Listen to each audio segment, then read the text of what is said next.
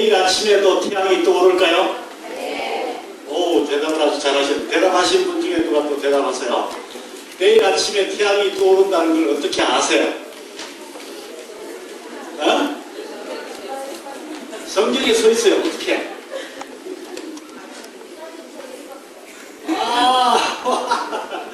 예, 제 책을 벌써 읽으셨다고? 오케이. 내일 아침에 태양이 떠오른다는 걸 어떻게 아세요? 어떻게 아십니까? 예? 이거 굉장히 쉬운 질문인데 빨리 대답을 못하시네요.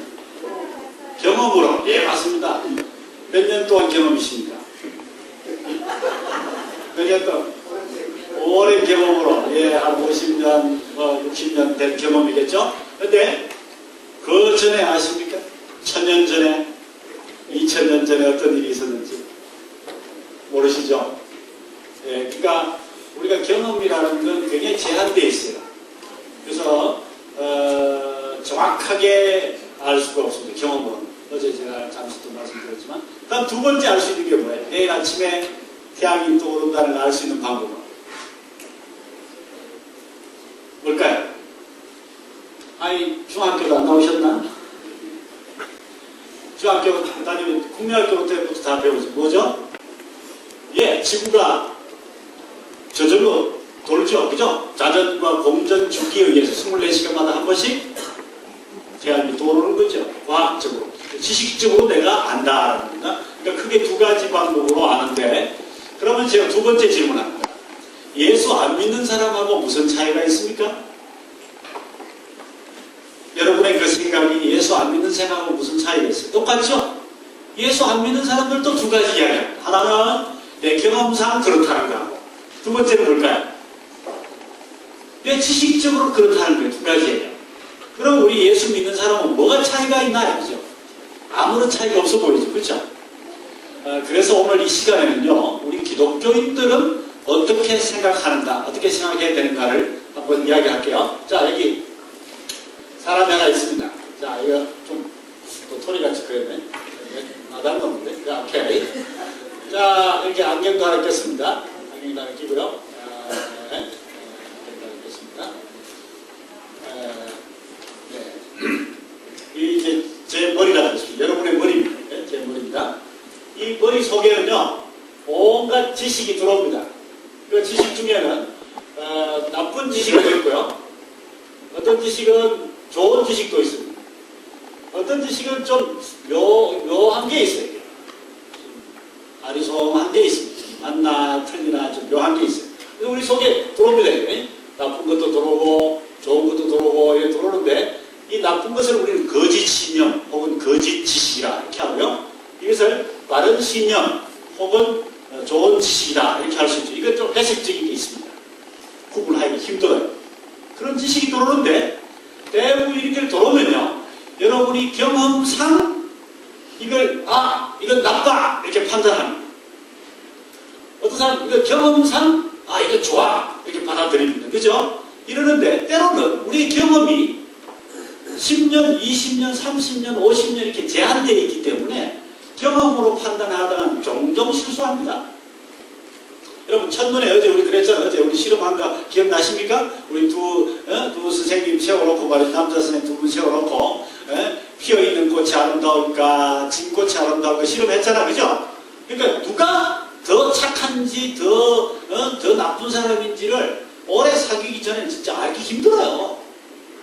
경험상 그렇단 말이죠. 그래서 자칫하면 이렇게 됩니다. 우리 머릿속입니다. 우리 머릿속에, 우리 학생들 머릿속에 이거는 안 자라고 거짓 신념들, 거짓 지식만 자꾸 이렇게 자랄 수 있습니다.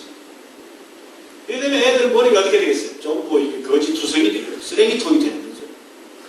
비기독교적인 세계관과 가치관으로 똘똘 뭉치게 되는 그런 학생은. 그런데 어떤 학생은 이렇게 됩니다. 반대로 어떤 학생은 이런 거짓 신념을 안 받아들이고, 어떤 학생은 이걸 반대하고 좋은 신념을 많이 받아들여요. 그래서 머릿속에 좋은 신념들이 가득합니다. 그러면 이 사람은요, 생각이 반듯하고 살아가는 그 가치관이 아주 마음에 든단 말이죠. 이 사이클이 맞는 사람을 만날 수 있는데, 그런데 이거 어떻게 어떻게 판단하냐? 이거 어떻게 이걸 분별하냐? 아, 우리 예수 믿는 사람 성경으로 하면 되지. 물론 간단하죠. 근데 미안하지만 우리가 텔레비전 하나 보다가도 말이죠. 이 영화가 좋은지 나쁜지를 성경으로 언제나 비판합니까? 안 하잖아요. 여기에서 우리 기독교 세계관이 필요합니다. 엄밀하게 우리가 어떻게 지식을 받아들이느냐. 이거 오늘 아주 실제적인 문제니까요. 여러분 잘 따라오시기 바랍니다. 잘 따라오시면 20분 만에 빨리 설명 끝내요. 그래서 자 보세요. 그래서 우리가 이걸 판단하는 게 크게 보면 경험이 있습니다. 경험으로 하고 또 하나는 나의 뭐라고요? 논리, 하나의 나의 그 논리, 지식으로 합니다. 이성으로 합니다. 경험으로 하고 나의 이성으로 판단합니다. 근데 문제는 이 두 가지가 다 제한적이라는 거예요. 두 가지가 다 제한적입니다. 동의합니까? 이걸 설명하려면 한참 걸려야 되니까 두 가지가 다 제한적이라는 걸 동의합니까? 두 가지 면에서 제한적입니다. 첫째는요, 이 두 가지가 다 본래부터 제한적입니다. 이성이 이게요, 본래부터 제한적으로 만들어졌다는 거예요. 무슨 말이냐면 이 벽 뒤에 무슨 일이 일어나는지 여러분 아세요? 내일 무슨 일이 일어날지 아십니까? 모르잖아요. 그러니까 우리가 생각은 아무리 머리가 똑똑한 사람이라도 제한적으로 만들어졌어요. 그래서 이것을 리미테이션이라 이렇게 말합니다. 리미테이션 있고 또 한 가지 문제가 있는데 우리는 타락을 했기 때문에 부패했습니다. 그래서 이 감정, 경험도 부패했고 이성도 부패했기 때문에 우리가 코럽션이라고 해요. 코럽션. 이 둘 다 문제. 그래서 이 두 가지로 우리가 어떤 지식을 판단하면 판단을 잘 못해요. 처음에는 저 사람 좋다 생각했는데 나중에 보니까 내가 완전히 잘못 판단했다는 걸 여러분 얼마나 많이 경험합니까? 그렇죠? 옷 한 벌 살 때도 그렇잖아요. 처음에 내가 옷 살 때도 내 경험상 이게 좋을 거야 하고 딱 샀는데 알고 보니까 속았어. 돈만 많이 준 거야.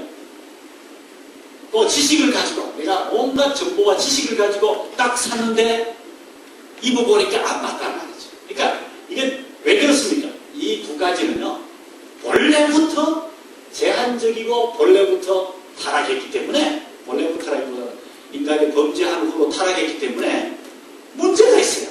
그렇지? 문제가 있단 말이죠. 그래서 하나님께서는 예수 믿는 사람들에게 기독교 세계관을 주는데, 물론 제가 이 도표에 보면, 여러분 도표에 보면요, 여기 하나가 더 있어요. 여기 뭐가 더 있는가 하면 여기에 여기 이제 도표는 나중에 그리고 여기에 또 우리 그 하나님이 주신 것 중에 하나는 뭔가면요, 이 경험과 이성으로만 판단하지 말고 성령의 능력과 성령의 인도하심과 성경의 인도로 성경 말씀을 통해서 판단을 하면은 제대로 판단할 수 있도록 우리에게 주신 거예요.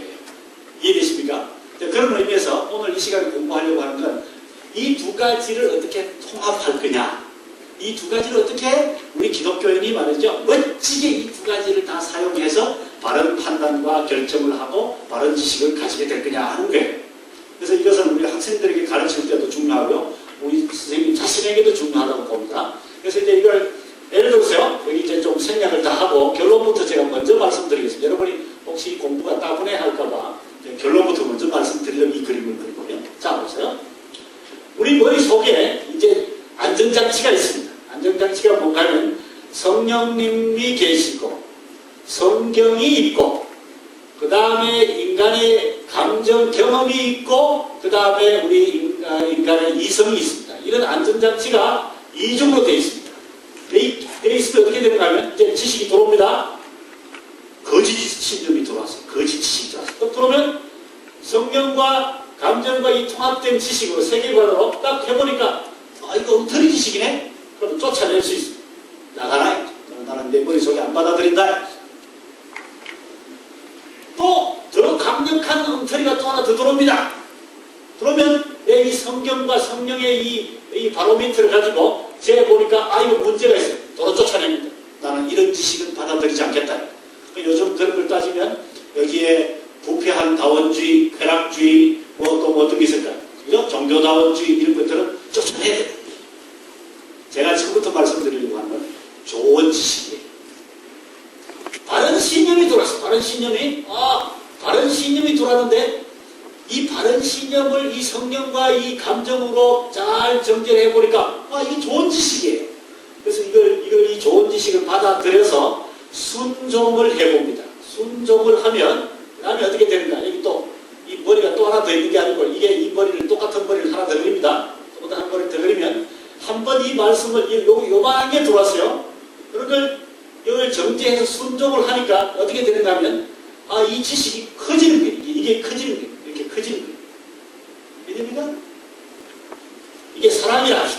이게 사랑이라는 지식이 들어왔는데, 내 이웃을 내 몸과 같이 사랑하라는 지식이 들어왔어요. 이걸 순종해보니까 사랑이 더 커진단 말이에요. 내 속에서. 그 다음 이걸 또 한 번 더 순종하면 어떻게 될까? 이 사랑이 더 커지는 거예요. 이걸 또 한 번 더 순종하면 더 커진다 이 말이에요. 이해됩니까? 그런 의미에서 우리 머릿속에 이런 겁니다. 예를 들어서 한 번 내가 이 바른 지식이라고 받아들인 그 지식을 내가 순종을 하면 거기에 대한 확신이 생깁니다. 예를 들어서 이거죠. 정직하게 살아라. 가늠하지 말아라. 거짓 증거하지 마라. 거짓말하지 마라. 라는 말씀을 내가 받아들였습니다. 내가 이제 순종을 했어요. 그런데 순종해보니까 어때요? 야, 이게 진짜 말씀이네. 야, 이게 진짜 이렇게 살아보니까 좋네. 하고 또 한 번 더 순종하는 거야. 그러면 그 정직하라는 그 말씀의 힘과 파워가 진짜 얼마나 대단한가 하는 걸 더 경험하게 된단 말이죠. 더 확신에 차고. 그러면서 이것이 세계관이 된다. 네? 그래서 처음에 들어오는 지식은 조그마한 파편이에요. 이 파편 같은 이 지식을 내가 순종하고 또 순종하고 순종했더니 어때요? 이 지식이 이제는 나에게 신념이 되고 신념이 또 이건 뭐예요? 세계관이 되고 이게 나의 철학이 되고 바꿀 수 없는 진리가 된다. 그런 의미에서 우리 머릿속에는 하루아침에 세계관이 형성이 되는 게 아니고 온갖 지식이 왔다 갔다 해요. 수백 가지가 왔다 갔다 하고 수백 가지가 나갑니다. 여러분 다 걸러냅니다. 아마 제가 여기서 나흘 동안 떠들고 가셔도 여러분들이 대부분 걸러낼 때 이거 나랑 안 맞아. 나 쫓아내는 거예요. 다 걸러내고 아 저건 맞는 말씀이다 하는 게 있습니까? 그건 받아들이고 그걸 순종해봅니다. 그대로 살아봅니다. 실천을 해보고 내가 가르쳐봅니다. 그러면 어떻게 돼요? 그건 내 것이 되는 거죠. 내 것 정도 되는 게 아니라 그게 내 속에서 자라가지고 나한테는 더 이상 수용해 놓을 수가 없어요. 그래서 다른 사람한테 가르치네요. 또 다른 사람한테 가르치는 정도가 아니라 책도 쓰고 가서 나팔도 불고 이렇게 하는 게 세계관이에요. 이해됩니까? 아니, 다 끝났는데 어떻게 마칠까요? 제가 이야기하는 그건 오늘 핵심입니다. 근데 이제 복잡한 이 지적 구조를 어떻게 이제 이걸 학문적으로 설명하느냐 하는 게 남았는데요. 제가 별로 그렇게 하고 싶은 생각이 없어요. 여러분이 좀 피곤하고 또 뭘까요? 아마 이론적인 공부를 계속해도 힘들 것 같아요. 그래서 그림만 한번 쭉 봅시다. 두 개의 큰 원리가 있는데 하나는 학문의 원리와 하나는 신학의 원리. 학문의 원리는 여러분 노트에 다 있죠. 외적인 원리라는 건 뭔가 하면 공부의 대상입니다. 학문의 대상. 공부하는 게 두 가지죠. 자연과 세상. 공부하는 방법은 이성과 경험으로 공부합니다. 이거 예수 안 믿는 사람이 그렇게 한다는 거예요.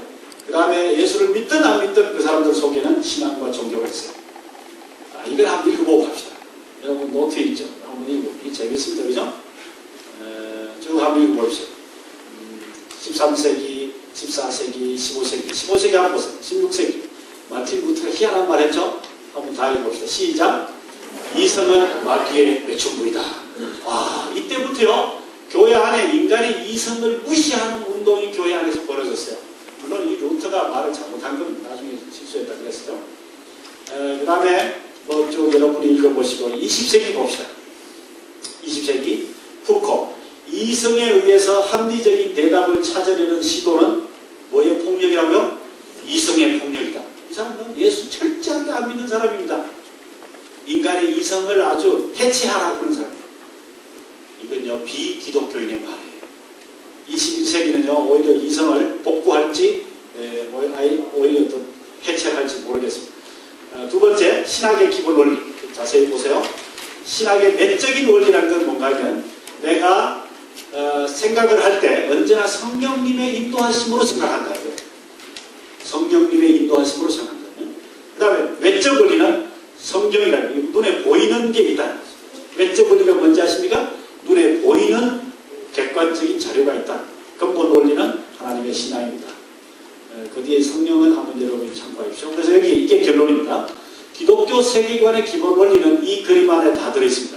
뭔가 하면 성경과 성령님 그리고 세상의 자연과 경험과 이성 이것을 통합하는 것이 기독교 세계관입니다.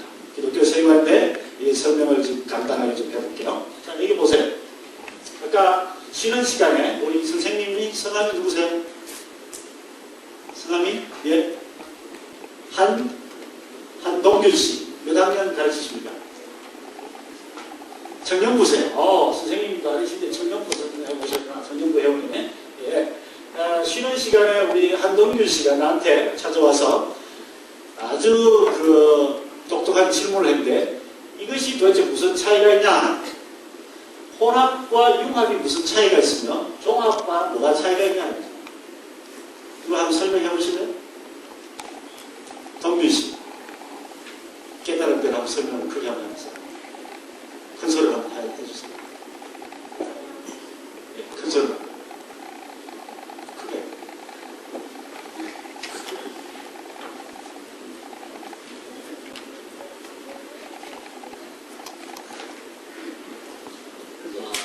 융합은 여러 가지 것들을 이제 이렇게 합쳐서 원래 있던 거랑하고 좀 다르게 원래의 요소, 원래의 뭐라고요? 원래의 성격, 원래의 성질이 어떻게 해요? 성질이 변질돼, 완전히 변질돼서 도대체 원래 성질이 뭔지를 알아볼 수 없을 정도로 섞여버립니다. 그죠?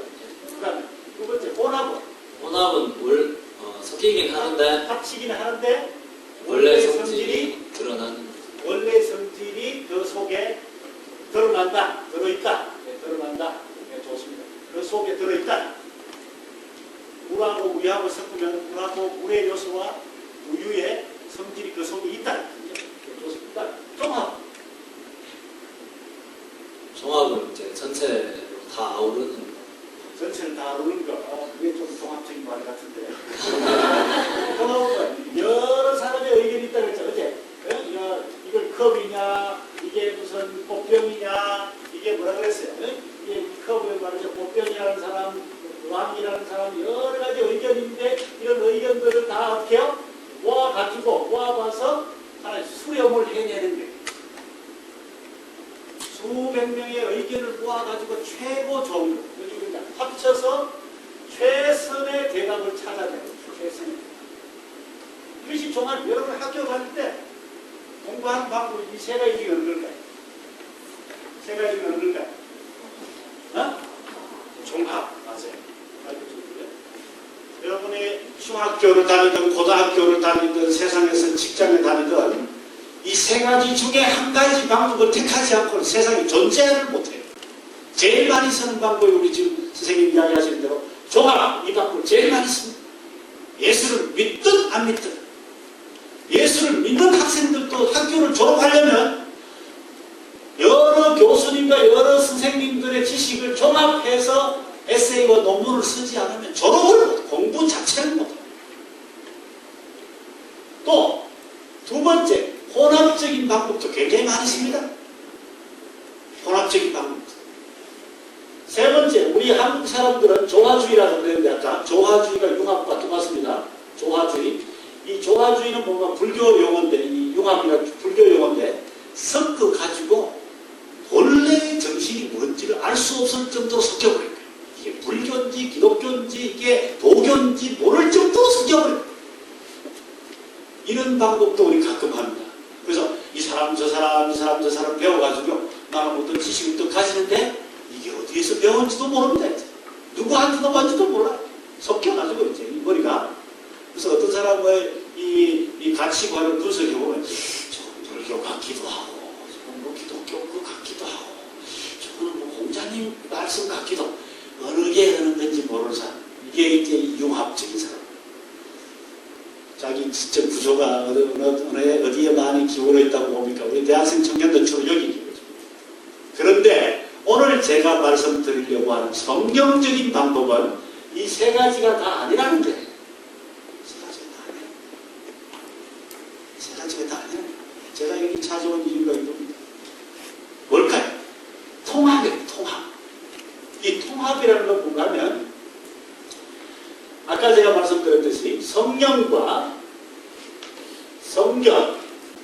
성경의 도움으로 그 다음에 뭐라고요? 인간의 이성과 경험으로 이 세상과 자연 그리고 신 하나님 그리고 모든 구원의 문제 이런 것들을 인생의 문제를 이것을 통합하는 거예요. 통합하는 거예요. 그것이 바로 이걸 제가 하려는 말씀인데 이 통합한다는 건 어떻게 하느냐 하는 방법은 구체적으로 내일 말씀드리겠지만 지금 간단하게 말씀드리겠습니다. 하나 되게 하는 겁니다. 하나 되게. 성경에서는 통합이라는 말을 안 쓰고요. 하나 되게 한다는 말. 그럼 한번 찾아봅시다. 지금부터요. 성경을 한번 찾아봅시다. 하나 찾아보고 제일 먼저 에베소서 4장 13절. 어제 읽었던 말씀이에요. 4장 13절에서 15절. 누가 한번 읽어주실래요? 4장 에베소서 4장 13절, 14절. 누가 한번 읽어주세요. 그렇죠?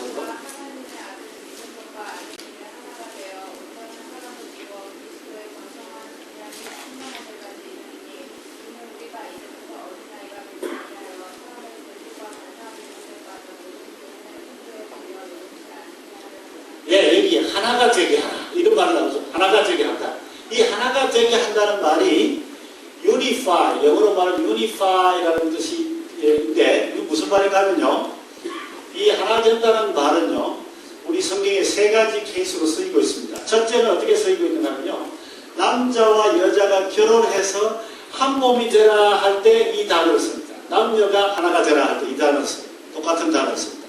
두 번째 이 단어는 어디에 쓰는가 하면 예수를 믿지 않다가 예수를 믿으면 예수님과 영적으로 연합된다 할 때 이 단어를 씁니다. 예수님과 뭐라고요? 연합된다 할 때 이 단어를 씁니다.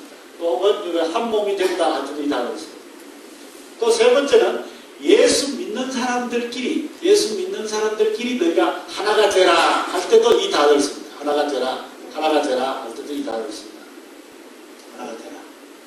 또 예수님이 한번 또 찾아봅시다. 요한복음 17장 여기 보면 예수님이 돌아가시기 전에 하나님께 기도를 하는데 하나님 아버지여 저희들이 하나가 되게 해주소서라고 기도하는데 여기도 똑같은 하나가 나옵니다. 이 하나가 뭔가 하면요 성경을 미리 찾을 시간이 없으니까 간단했습니다. 이 하나도 뭔가 하면 이게 같은 하나님 뭘 하나가 되게 해달라는가 하면 거룩함에 하나가 되게 해달라. 거룩함에 이 거룩함에 하나가 된다는 말은 뭔가 하면요 교회의 교리적으로 사상적으로 혹은 세계관적으로 하나가 되게 해달라는 그런 기도입니다. 세계관적으로 하나가 되게 해달라. 예수님이요 하나 되게 해달라는 기도는요 물리적으로 마음이 하나 되라는 그런 말이 아니고요 교리적으로 신앙의 칼라에 있어서 하나가 되고 교회의 거룩함을 유지하는데 하나가 되게 해달라는 그런 말입니다. 자 그럼 결론을 내겠습니다. 여기 하나가 된다는 전부 하나 되게 해주세요. 하나 되게 해주세요. 한 몸이 되세요. 연합하세요. 하나 되세요. 이게 다 뭘까라는 거죠. 이게 다 다른 말로 하면 통합한다라는 거예요. 통합한다. 인테그레이션이라는 거예요. 영어로 보면 인테그레이션. 이 인테그레이션이라는 말은 무슨 말인가 이겁니다. 어떤 지식이 들어왔을 때 그 지식이 참인지 거짓인지를 나의 단지 이성과 경험으로만 판단하는 게 아니고 이 이성과 경험과 동시에 성령과 성령을 통해서 비판적으로 받아들인다는 비판적으로 그것은 통합이라 이렇게 이야기합니다. 그래서 우리가 이 단어를 여기다 쓰고 있는데 남자와 여자가 한 몸이 된다 할 때도 마찬가지입니다. 그냥 아무런 의식이 없이 그냥 만나서 오늘 그냥 하나가 된다 한 몸이 된다 이럴 수 없다는 거예요.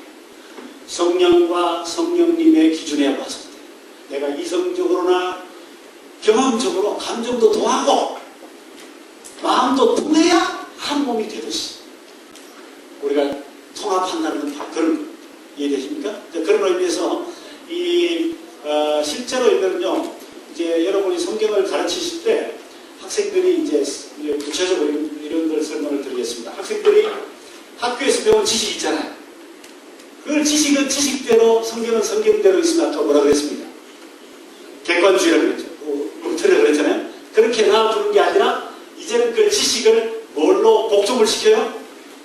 하나님의 말씀과 성령으로 그 지식을 예수님 밑에 복종시키도록 하는 것, 그것이 바로 통합작. 성경 한 군데 더 찾아봅시다. 여기 고린도후서 10장 5절 한번 찾아봅시다. 여기 보면 아주 기가 막힌 말씀이 있는데 여러분 이 말씀 외우는 게 아주 좋습니다. 고린도후서 10장 5절 10장 5절 다 같이 한번 읽어볼까요? 고린도후서 10장 5절요. 시작. 모든 이론을 파하며 하나님 아는 것을 대적하여 높아진 것을 다 파하고 모든 생각을 사로잡아 그리스도에게 어떻게 하라고요? 복종케 하리. 이 말씀은 제가 내일 저녁에 다시 말씀을 드리겠지만 여기 중요한 단어가 있어요. 여기 보니까 모든 이론을 파할 때 뭘로 파해야 될까요? 성경으로 파해야 돼요. 그러니까 성경으로 모든 생각을 파하고 그 중에 어떤 생각을 어떻게 하라 그랬습니까? 사로잡았어. 본받으라 그랬어요. 받아들이고 어떤 걸 어떻게 하라 그랬습니까? 그리스도에게 모든 생각을 복종시키라. 그러니까 여기 나오는 많은 신학자가 여기 복종시킨다는 이 말이나 그리스도에게 복종시킨다는 이 말이나 여기에 하나가 되게 한다는 말이나 같은 말로 씁니다. 왜냐하면 고린도 교회가 세상에서 가장 이 지적으로 타락한 교회였습니다. 왜냐하면 고린도 교회는 플라톤과 아리스토텔레스 이런 그 철학자들의 고향 위에 세워진 도시 교회입니다. 그러니까 이 교회 안에 온갖 잘못된 이 그리스 철학들이 들어오겠죠. 플라톤의 철학, 그지? 이런 잘못된 철학이 들어오니까 바울 사도가 어떻게 하라고 했어요? 그 모든 지식을 예수 그리스도에게 복종시켜라 라고 이렇게 이야기해요. 그러니까 통합시켜라 라는 말로 이렇게 이야기해요. 자, 됐습니까? 그러면 우리는 종합도 아니고 우리는 혼합도 아니고 우리는 융합도 아니고 뭐라고요? 통합. 그 통합이라는 거 요즘 여러분 그 신문에 많이 안 봤습니까? 통합. 무슨 통합한다 그러죠, 그죠? 사실은요, 이 통합이라는 말은요, 기독교적인 용어예요. 그런데 이걸 누가 제일 많이 쓰고 가는 정치꾼들이나 예수 안 믿는 사람들이 요즘 이걸 쓰고 있습니다. 여러분 아세요? 자, 이 다시 돌아가겠습니다.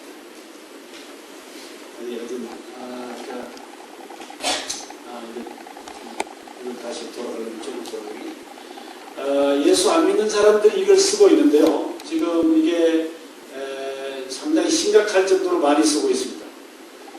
예를 들어서요, 제가 여기 좀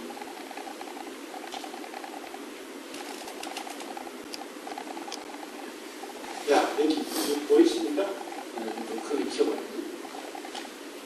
이거 쇼 보기 하면 안 나올 텐데, 맞죠? 그냥 이 상태에서 보겠습니다. 이 상태에서 어떻게 하면 크게 보여요? 100%. 100%보다 안 돼요. 자, 이렇게 해봅시다. 밑에. Shift 키 누르고 어떻게요? Shift 키를 누르고 F5를 누르면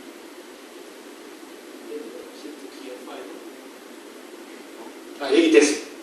제가 뭘 설명드리려고 하면요, 요즘 그 대학 교수님들이나 학자들 간에는요, 이제 공부 방법에 있어서 여러 가지를 개발하는데 최근에 어떤 선생님들은 여기 있는 방법대로 분석적 연구 방법에 질려가지고 학제간 연구란 건 철학을 공부하신 분들은 예를 들어서 심리학을 한번 공부해보고 두 학문을 연결해보는데, 또 여기 다학문 연구라는 건 뭔가면요, 자기가 전공을 전자공학을 했는데 이쪽에 경영학도 해보고 또 이쪽에 또 경제학도 해보고 여러 개를 같이 해보는 거예요.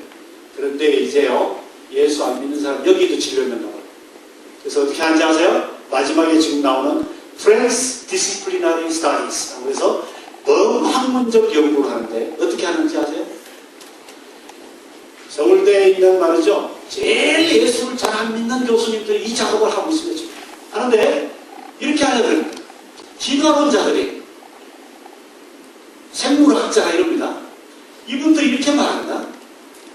생물학을만 공부해서는 이제 제대로 지식을 가질 수 없다고 생각하는지 생물학을 꿰는 씨를 찾습니다. 씨를 찾습니다. 그래서 생물학을 꿰는 씨를 진화론이라는 걸로 생물학을 꿰뚫어 봤습니다.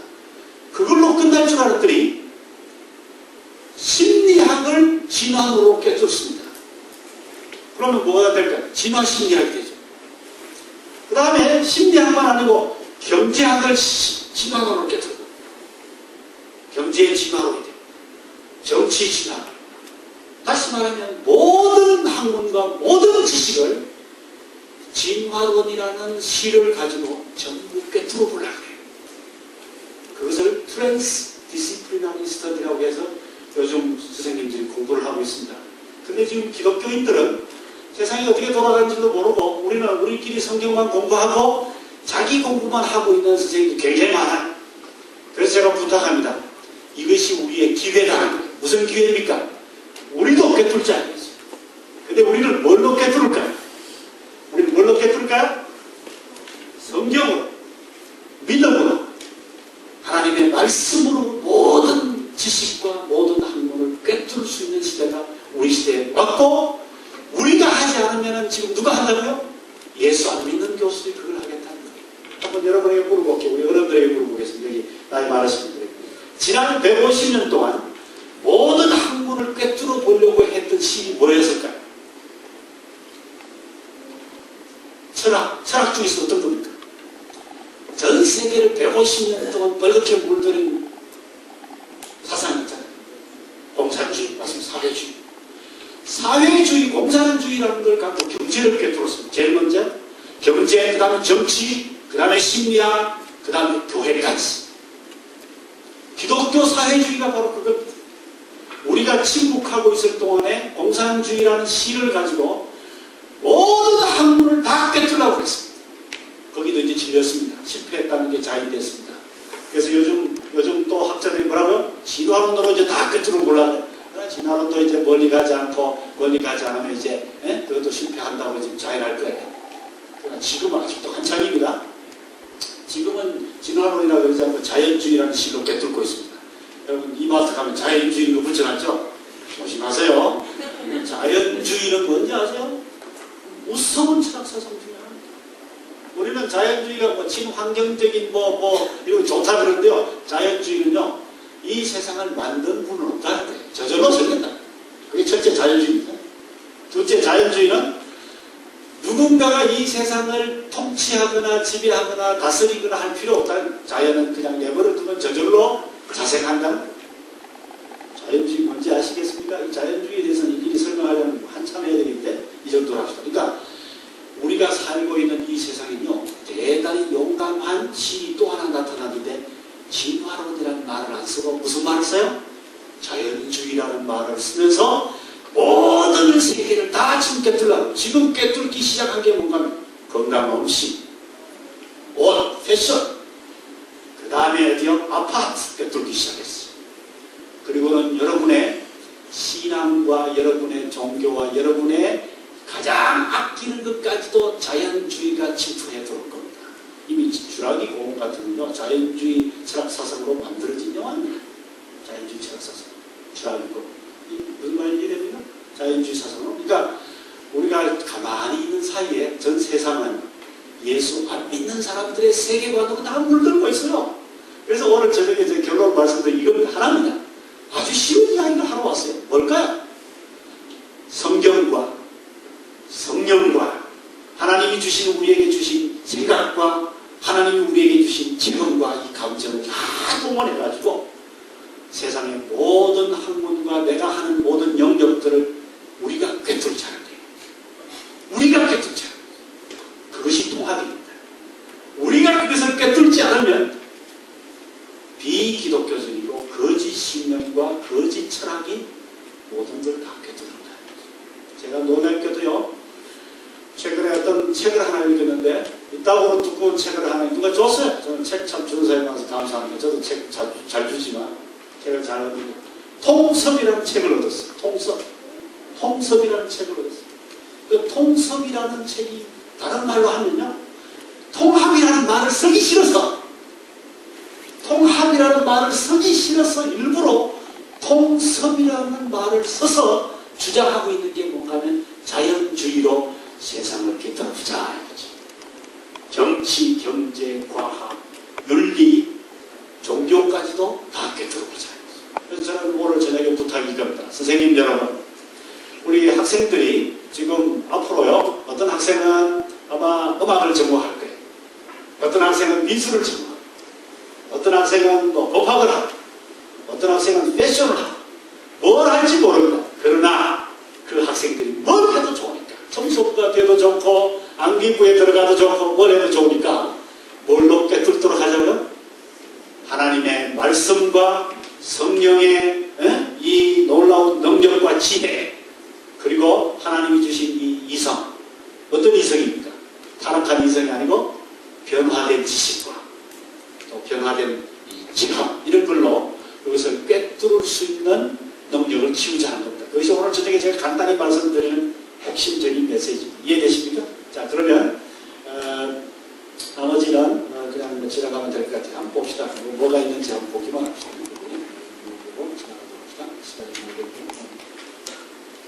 자, 여기 이제 제가 설명을 하려고 했는데 지나가고요. 자, 그래서 여기까지가 제가 1단계 말씀드리려고 했네요. 그리고 2단계를 제가 말씀드리려고 했던 건 뭘까요? 다른 한 가지인데 그건 뭔가 하면 기독교 세계관에서 가장 중요하게 생각하는 것 세 가지가 뭐냐 하는데, 그건 제가 좀 생략을 하려고 합니다. 여러분이 좀 피곤해 하실까 생략을 하려고 하는데 그냥 핵심만 말씀을 드릴게요. 여러분, 눈만 뜨면 생각하는 세 가지가 뭐예요? 세 가지 뭐예요? 우리 앞에 있는 학생 하나 보죠. 저 뒤에 어른도 보고 앞에 잘 앉았다, 그지? 선생님이 질문을 많이 받아 몰래 우리가 제일 잘 되거든요. 제일 중요한 세 가지가 뭐야? 눈 뜨면 생각나는 거.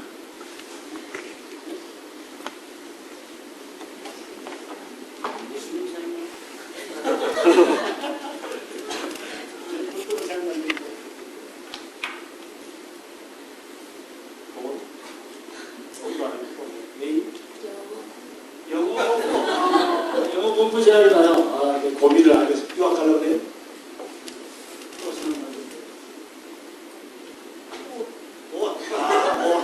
정직하다. 뭘 읽을까? 그 다음에 세 번째.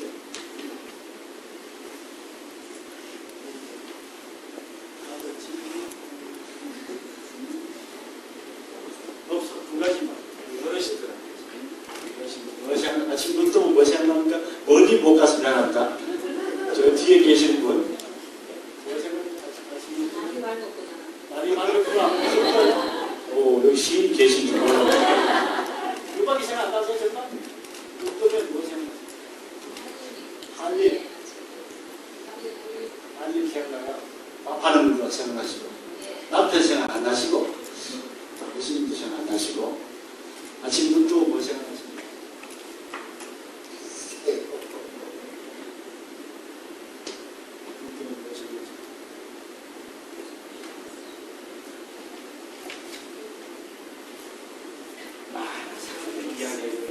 세 가지 생각합니다.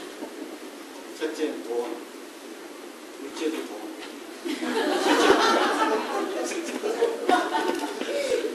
네? 저는 벌써 큰일 하시려는데, 예, 우리가요, 사실 눈 뜨면 생각하는 게 돈, 혹은 섹스란 말은 남자나 여자, 남편, 아내. 그 다음 또 세 번째 뭐예요? 권력, 힘 겨루기. 네? 거룩한 분들은 돈 생각 안 하죠. 그런데 기독교 세계관에도 가장 중요한 게 세 개가 있다. 우리 제한 공부를 제대로 해주죠. 캐스팅. 도이베트라는 선생님이 우리 기독교 세계관에서는 장타부가 있다. 세 개. 장타부가 있다. 이거 뭘까? 한번 이야기해봐. 장타부. 이거 공부 제대로 제대로 안 했으면 다시 와야 되는데, 우리. 창탑은 창탑은 뭐야? 창조, 타락, 구속. 새나가지고 공부를 제대로. 쟤는 다시 봐라. 창탑과 있다는데, 창탑과 뭐라고요? 예, 이거 우리 기독교 세계관의 가장 중요한 세 가지인데, 존재의 의미와 윤리와 지식의 정확성을 이야기해 준다면, 우리 인간들은요, 사실요, 이 세 가지를 하루 종일 찾습니다. 여러분이 무슨 생각을 하든 이 세 가지 안에 다 들어가요. 나는 왜 사는가? 이런 거죠. 나 돈 없이 살 수 있는가? 또 윤리, 돈을 어떻게 벌 건가? 나는 어떻게 살 건가? 뭐요? 지식, 이런 게 세 가지인데요. 그래서 하여만 도이베트라는 사람이 창조와 타락과 구속, 이 세 가지가 기독교 세계관의 가장 중요한 하나의 요소다. 이렇게 말했는데, 저희 라브리를 세운 프란시스 쉐이퍼라는 사람은 좀 다르게 설명했어요. 이게 보세요. 창타부, 이러면 예수 아멘사인 알겠습니까? 몰라요. 저는요, 아까 말씀드렸다시피, 저희 선생님들만은요, 예수 안 믿는 학생들하고 대화할 수 있는 말을 준비를 좀 해주면 좋겠어요. 저희 라브리 간사가 되려면요, 저희들이 한 가지 시험을 치는 게 있는데, 뭔가 하면, 내가 어떤 에세이를 쓸 때, 글을 쓸 때 예수 안 믿는 사람이 읽어서 이해되도록 써오라고 합니다. 무슨 말 이해됩니까? 예수 안 믿는 사람이 읽어서 이해되도록 글을 써오라고 해요. 그러면 예수 오래 믿는 사람 죽으려고 해요. 예수 오래 믿는 사람. 특히 이런 질문을 냅니다. 나는 왜 기독교를 믿는가? 이런 숙제를 내주고 예수 안 믿는 사람이 이해하는 말로 써오라고 해요. 왜 그렇게 하는가 하면요, 이 이유 때문에 그렇습니다. 도입비례트는 이렇게 하면 창조, 타락, 구속이라고 그랬는데, 아까 제가 어제 이야기했듯이 구속이라면 잡혀가는 거죠. 근데 본래 구속은 예수님이 우리를 빚값을 대신 지불해 주셨다는 굉장히 중요한 말이에요. 그래서 요즘 아이들도 못 알아듣습니다. 예수 믿는 애들도 못 알아듣습니다. 그래서 저희 라브리에서 이렇게 일반적인 철학적인 용어를 씁니다. 형이상학. 이러니까 또 더 어렵네, 그지? 그러나 공부한 사람들은 다 알아듣습니다. 형이상학, 다시 말하면 물질적인 게 아니라 형이 상학적인 거 공부한다는 게 존재와 기원 이런 거, 도덕, 그 다음에 인식론, 이 세 가지를 이야기합니다. 그래서 오늘 여기까지 하겠습니다. 그래서 이 세 가지를 우리 기독교 세계관에서는 가장 중요한 뭐라고요? 가장 중요한 화두. 다시 한번 물어보겠습니다. 따라해봅시다. 이게 좀 암송하는 게 필요해요. 도이베르트라는 선생님은 기독교 세계관의 가장 중요한 화두 세 가지를 뭐라고요? 예, 창조, 타락, 구속이라고 하죠. 그런데 프란시스 쉐이퍼라는 사람은 예수 안 믿는 사람들을 상대하고 다루기 위해서 세 가지를 또 이야기했어요. 다시 한번 해봅시다. 다 같이. 첫째 뭐라고요? 형이상학. 두 번째는 도덕론. 세 번째는 인식론. 이렇게 했는데, 이것은 예수 안 믿는 학생들과 대화하고 이야기할 때는 아주 유용한 도구입니다. 그래서 이 성경책은 어떤 책인가 하면요, 사실은 인생의 가장 중요한 문제를 다루는 의미에서 이 세 가지 이 철학적인 주제를 다룹니다. 그러나 용어가 전혀 다릅니다. 성경은. 그러나 이 용어가 다른 이 성경을 저희들은 다른 사람에게 이해되도록 설명을 해야 되기 때문에 그것이 우리 선생님들에게 어렵다고 저는 생각합니다. 이걸 뭐 보여주고 너무 시간 걸리고 이럴 때 그런 생각합시다. 자, 그러면 마지막 질문이 뭐였더라? 봅시다. 이렇게. 됐습니다. 여기까지 합시다. 자, 혹시 여기까지 하고요. 질문이 있으시면 누구시든지 질문을 좀 하시면 좋겠습니다. 시간 다 돼가지고 오래 하지는 못할 거고요. 질문 몇 사람만 좀 질문을 드리겠습니다. 자, 누구시든지 혹시 질문 있으면.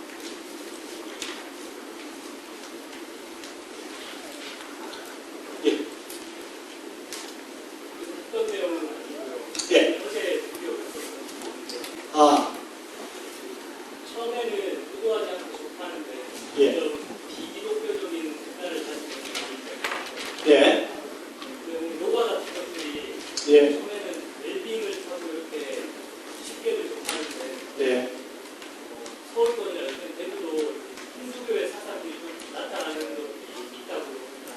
맞아요. 예, 영상 같은 것들이 비움의 철학이 되면 예. 굉장히 좋은 역할을 할 것 같은데 그런 것들을 처음에는 선한 동기로 시작했지만 그런 것들을 이렇게 대처해야 할지 이야기 아주 어려운 질문인데 저는 뭐 요가를 잘 모릅니다. 그래서 양해해 주시고 들어주시고요. 제가 그 유럽을 보니까요. 요가가 미장원 바로 옆에 다 들어온 것 같아요. 미국, 캐나다도 그렇고요. 그래서 요가가 우리 동네에 마치 교회 쓰듯이 요가 센터가 들어설지 모르겠습니다. 굉장히 조심해야 될 것 같은데요.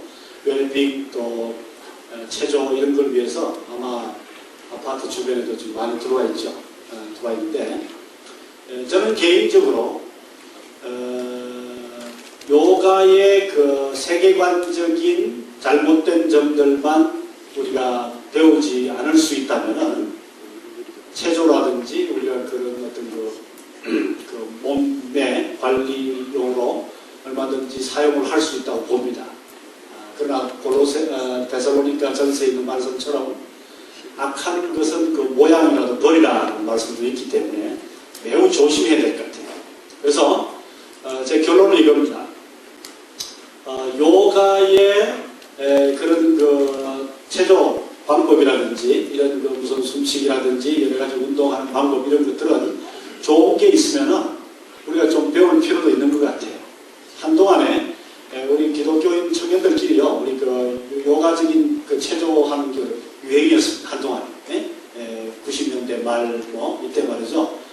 굉장히 다리 틀어서 앉는 거라든지 뭐 체조하는 거 이런 거, 또 마음 비우는 거 이런 거 많이 했는데 조심할 건 이겁니다. 첫째요.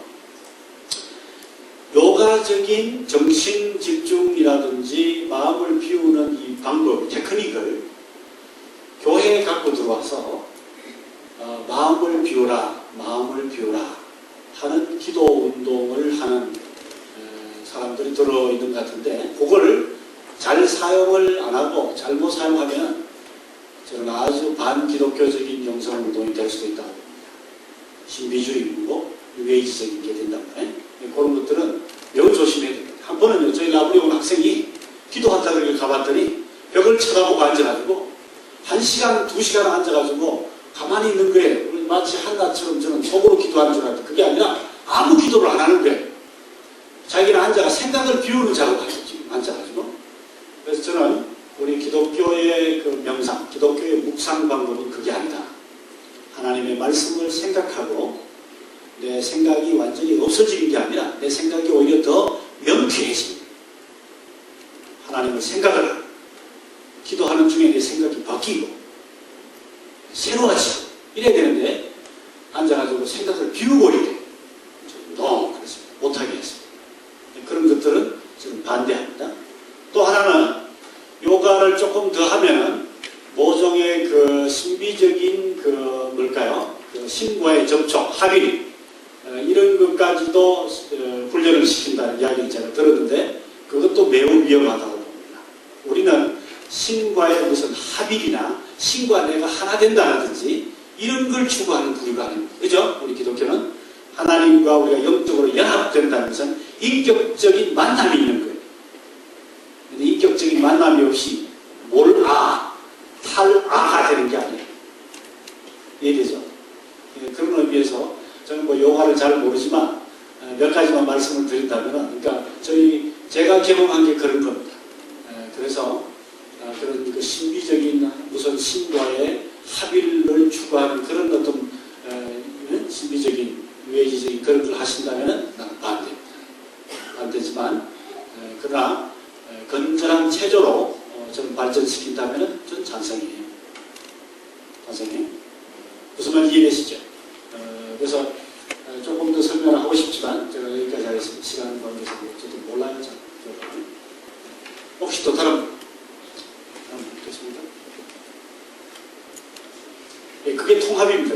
멋진 통합을 해줄 수 있으면 좋겠어요. 어떤 건 받아들이고 어떤 건 비판하고, 그죠? 그렇게 해서 새로운 걸 만들어내는 거예요. 그게 통합입니다.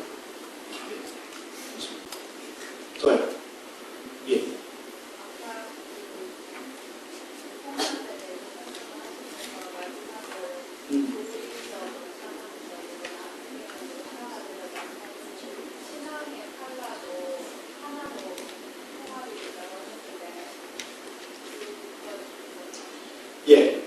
요한복음 17장에 예수님이 돌아가시기 전에 마지막 기도를 하지만 거의 마지막 기도를 합니다.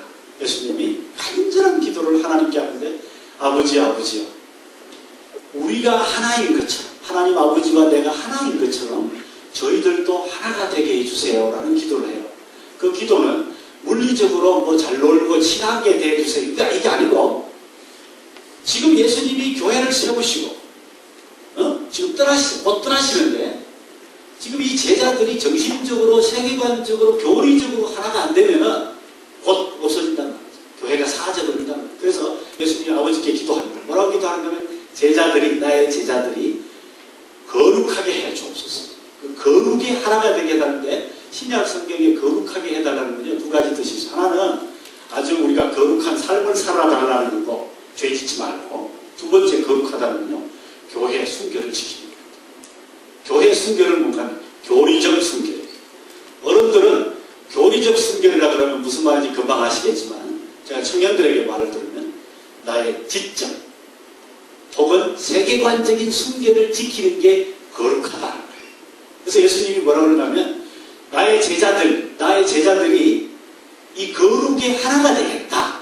무슨 말인가 하면 신앙의 어떤 그 사고방식의 칼라, 신앙의 교리적 칼라. 예를 들어서 이거지. 어떤 사람이 성경을 나는 부분적으로만 믿는다 라는 사람하고 나는 한 교회를 다니긴 하지만 물리적으로는 하나인데 영적으로나 세계관적으로 하나가 아니다. 이해됩니까? 어떤 사람은 성경을 창세기 1장부터 만약에 창세기 11장까지 안 믿는다. 다 심하다. 이런 사람하고 나는 칼라가 맞다. 어떤 사람은 교회도 오는데 예수님이 동정녀에서 탄생했다고 안 믿어. 진짜 부활했다고도 안 믿어. 그럼 나는 그 사람하고 신앙적인 칼라에 있어서 세계관적으로 다르다. 예수님이 그걸 기도하시는 그걸. 그런 의미에서 우리는 이 기도는 우리 한국교회 죽은 지 오래됐습니다. 우리 교회가 영적 칼라에 있어서나 세계관적인 칼라에 있어서나 교리적 칼라에 있어서 우리 교회가 하나가 되게 해주세요. 라는 기도 더 이상 안 해요. 네, 지금 믿고 싶을 때는 믿어도 이 예수님 기도하시고 아주 중요한 기도. 여기 누가 중보 기도하시는 사모님이나 누가 계시면요 한국 교회 이걸 위해서 기도해 주십시오. 그 다음에 우리 주일학교 학생들에게요 정말 가르쳐야 되는 이겁니다. 제가 여기 온 이유도 그거예요. 우리 학생들이요 뭘 믿는지 한번. 그래서 제가 우리 5가지 중요 신념이 있다 그랬죠. 이 중요 신념 5가지를 믿는지를 테스트를 해봐주세요. 이 우주가 어디에서 왔는지, 인간의 타락을 믿는지, 타락을 믿는다는 게 자기가 죄인이라는 걸 믿는 거예요. 그 다음에 예수님의 구원을 믿는지, 종말을 믿는지, 하나님 나라를 믿는지, 이것을 믿는다고 하는 것이 바로 그러니까 교리적 칼라입니다. 이해됩니까? 그러니까 그 신앙적 칼라를 저는 우리 한국교회가 회복하기 간절히 바랍니다. 우리 교회에서는 아마 그런 걸 숨어서 기도하시는 분이 계신다면 저는 감사하게 생각합니다. 아주 감사하겠습니다. 이해됩니까? 그래서 물리적 하나 되는 게 중요한 게 아니에요. 결혼할 때도 그래요. 결혼할 때도 물리적으로 육체적으로 우리가 어울린다라는 게 중요한 게 아니고 결국 중요한 건 뭘까요? 마음과 영과 속이 통해야 돼. 속 사람이 이게 통해야 된다. 그러니까 그런 사이클이 안 맞아서 곤란하죠. 그래서 예수 믿는 사람은 예수 믿는 사람과 결혼하라고 하는 이유가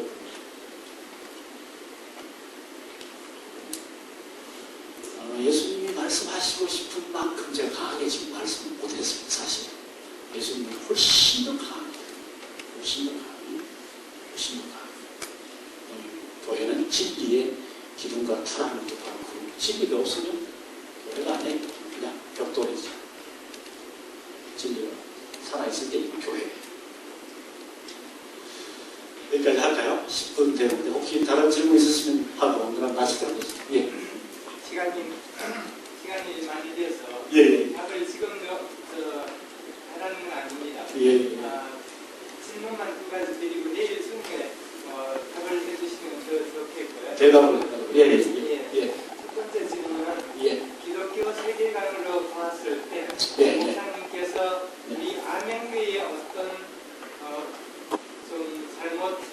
불편한 그 점들이 보이는지 그 예. 혹시 좀 어려운 질문입니다만 한인교회 며칠간 계시면서 예. 한인교회 기독교 세계관의 관점에서 봤을 때 오류를 보이신다면 질문을 해주시면 감사하겠고요. 두 번째는 방금도 우리 자매 얘기에 답을 해주셨는데 교리적인 측면에서 통합을 원한다고 그러면 얘기를 하셨습니다만 우리 교계의 현실은 상당히 좀 비관적이거든요. 네, 맞습니다.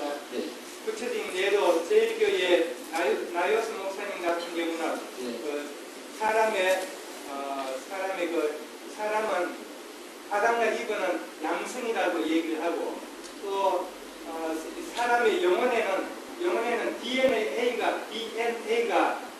새겨져 있다 그러고 세 번째는 세례 요한보다도 북한에 올라갔던 문익한 목사님이 더 위대하다고 얘기를 하시거든요. 네, 그런 분이나 또 우리 대학교에 들어온 IVF 건전한 단체가 있는데 그 건전한 단체를 모방해가지고 IYF라고 박옥수 씨가 들어와서 활동을 하거든요. 그래 그런 것뿐만 아니라 우리 신신학자들, 이 교계의 앞선 목사님들, 신학자들부터 지금 교계상으로 하나가 안 돼 있거든요. 참 이런 걸 우리 평신도들이 보면은 너무나 안타깝습니다. 그래 그런 사람들에게는 어떤 세계관의 문제가 있어서 그렇게 좀 이상한 얘기를 해나가는지 그게 좀 상당히 궁금합니다.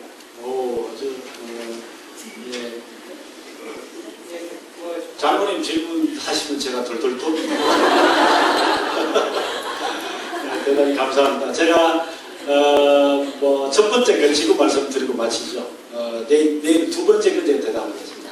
아멘교회의 오류라든지 세계관적인 문제가 있냐. 저는 대단히 참